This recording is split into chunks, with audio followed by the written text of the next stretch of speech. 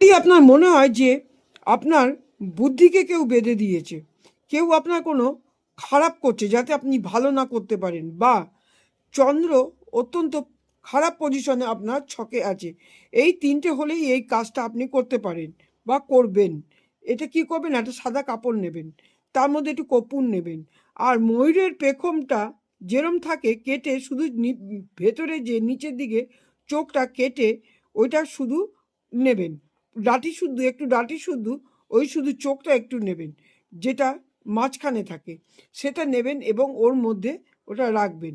বালিশের নিচে রেখে আপনি ওটা পুটুলি করে বালিশের মধ্যে কভারে ঢুকিয়ে রেখে আপনি শোবেন। দিনে শুন, রাতে শুন, যখনই শোবেন, রাত্রিরে বিশেষ করেই আপনি ওই বালিশের মধ্যে অবশ্য শোবেন। এতে কি হবে? আপনার ঘুম আপনার ভালো হবে, চিন্তাধারা আপনার কম হবে, খারাপ চিন্তা আপনার মাথায় কম আসবে, তার জন্য আপনার ব্রেনের স্থিতিশীলতা আসবে এবং চিন্তাধারা ভালো করবে, মানসিক স্থিতি ভালো হবে, এবং যদি চন্দ্রের প্রভাব কোনো খারাপ থাকে সেটাও আপনার ঠিক হবে।